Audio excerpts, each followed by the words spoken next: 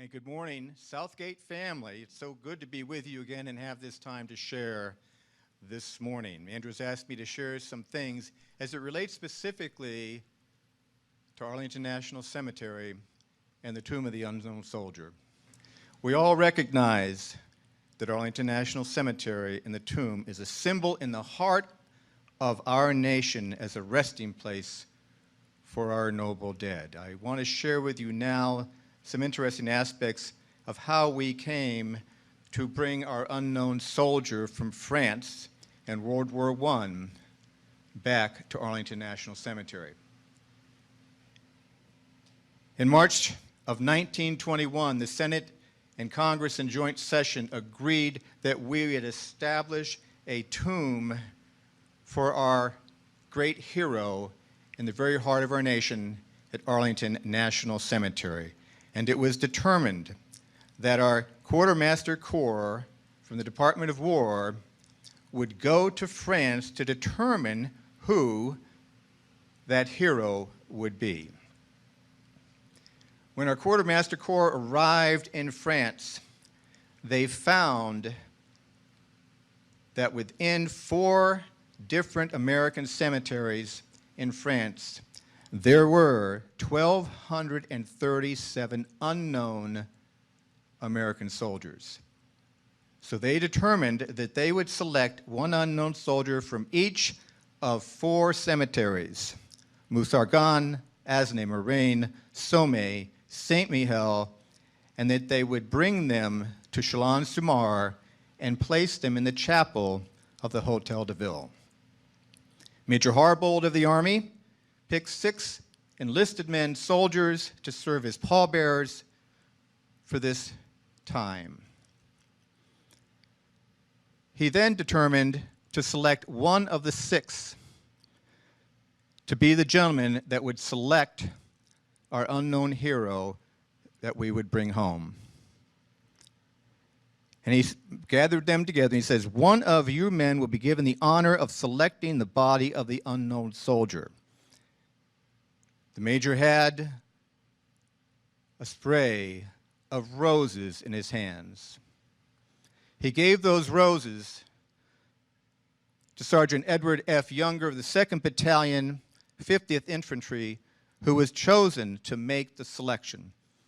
I have found in recent years a remembrance from Sergeant Younger of how he felt about that moment. And he said, "He finally handed the roses to me. I was left alone in the chapel. There were 4 coffins, all unnamed and unmarked. The one that I placed the roses on and brought home and placed in National Shrine. I walked around the coffin 3 times and then suddenly I stopped. What caused me to stop, I don't know. It was as if something had pulled me. I placed the roses on the coffin in front of me. I can still remember the odd feeling that I had standing there alone. I wondered if he was someone I had known." The roses he received, and you'll see on the picture on the screen, is now the casket of our hero sitting on a catafalque in the chapel of the Hotel de Ville. On one side are American Army soldiers, on the other, the French dragoons. You will note on the top of the casket, the roses are there. As all the ceremonies in France occurred, the roses were always on the coffin. Through Chalon-sur-Marne, on the train ride to the port at Le Havre, and then the transfer of our hero onto the USS Olympia for its travels across the Atlantic and home, up through the Chesapeake Bay, down the Potomac River, where it then docked in the Navy Yard in Washington. From there, the Army took our hero in procession to the United States Capitol, where he lay in state in the rotunda of our great shrine there. On the 11th of November, 1921, he was then taken in parade and procession to Fort Myer, to Arlington National Cemetery, and buried in the tomb of the unknown soldier. The roses were buried with the casket. Ladies and gentlemen, as we review this and we look forward, I want to share with you that at 11 a.m. on November 11th, 2021, the people of the United States will mark the passage of 100 years since the internment of an unidentifiable member of the American Expeditionary Forces of World War I in Arlington National Cemetery. The place of interment has come to be known as the Tomb of the Unknown Soldier and regarded as America's most sacred shrine. As intended, it is dedicated to all veterans that have served and sacrificed on behalf of America and to their families. It is a place that captures the very heart of America. Congressman Hamilton Fish, a Democrat from New York, who was wounded in World War I in France, stated, and he hoped that the grave of this unidentifiable warrior will become a shrine of patriotism for all ages to come, which will be a source of inspiration, reverence, and love of country for future generations. Millions of Americans have embraced the vision by pilgrimage to the Tomb of the Unknown Soldier, and the continued reverence over the generations eloquently expressed their profound gratitude and commitment to America. Well, we have witnessed the passing of generations, and with them the challenges of their times. We are witness to the informed respect, love, and pride in the eyes and faces of our fellow Americans. Those who serve in the honor guard at Arlington National Cemetery have a profound understanding that the Tomb of the Unknown Soldier fosters a unifying national identity and transcends our differences of race, religion, or politics. Ladies and gentlemen, we are all Americans. We have the same pride and thankfulness in the unification of our great nation. Since the end of the Civil War, Memorial Day has been set aside for remembering and honoring millions who have fallen while serving in the armed forces of the United States. Millions of Americans will gather as families or individually and visit cemeteries and memorials. While it may be a national holiday, every day is Memorial Day to these families. Unfortunately, this year, COVID-19 presents challenges to us to remember and honor our dead. Many local communities have also suspended local ceremonies and parades, citing social and physical distancing recommended by health departments. Memorial Day is a federal holiday, but it is not just another day off work. For America, it is a day set aside that we officially remember our war dead, and for many individuals, it is that painful time to remember those veterans who gave their tomorrows for today. Most will decorate the graves of loved ones and comrades with flowers and mementos, wear a red poppy, or participate in parades or a ceremony. Many will just quietly visit a grave to remember and be close. Yet there are millions of Americans who can never visit the grave of those who never came home from war. The oceans cradle many who have been lost at sea, while graves across the nation and in foreign lands have headstones that declare that an unknown American rests here. Where do these families go?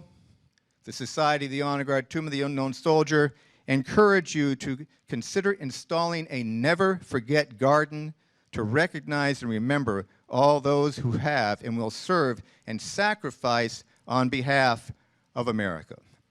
It is the Society's intention that this living memorial serve as a kind of proxy, not only for the Tomb of the Unknown Soldier, but for your loved ones at final resting place that you may not be able to visit this year. In doing so, you will keep their memory alive. The Society's envision that through this garden we can express our feelings in ways that words sometimes cannot. The Never Forget Garden can and should evoke emotions in individuals but should also foster an occasion for shared emotions and especially learning why this garden is here. There are stories to be told of our veterans from past and our servicemen and women, current and future. It will create opportunities for teaching and remembrance and to express what resides in the heart of our fellow Americans. I will never forget you. I am with you.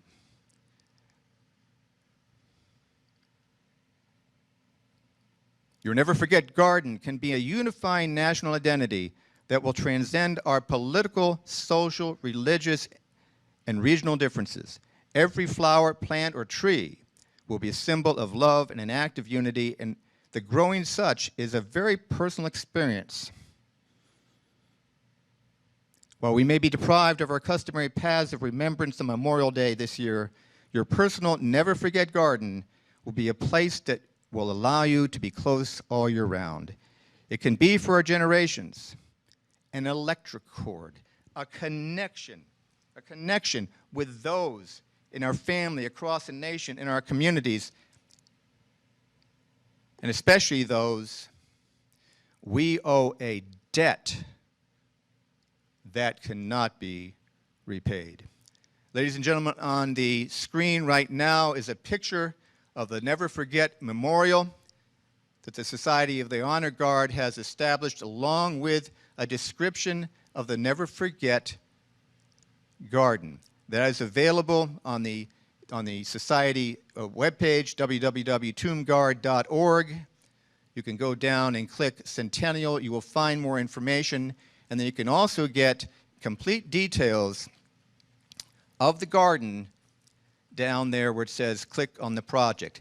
This is an amazing piece put together by members of the society to talk about what we can do, how to do it, the various flowers that can be used. We've talked about the roses being a symbol of our first unknown soldier, the poppies being there, the red, white, and blue for our hero from World War II and also Korea.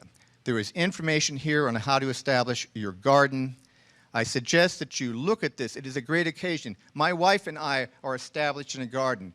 We are using the marker as a source to gain interest by our neighbors and friends, so we can share our remembrances of all those who have given so much for us, a point of connection.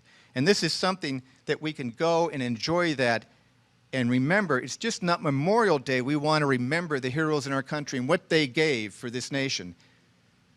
It is something we can do each and every day. So I ask you to take a look at the information, consider it, and join with us in an electric cord connection across this country that we can always remember each and every day those who gave of their sweat, their energy, their blood, and oftentimes the ultimate sacrifice on behalf of all American people. Pastor?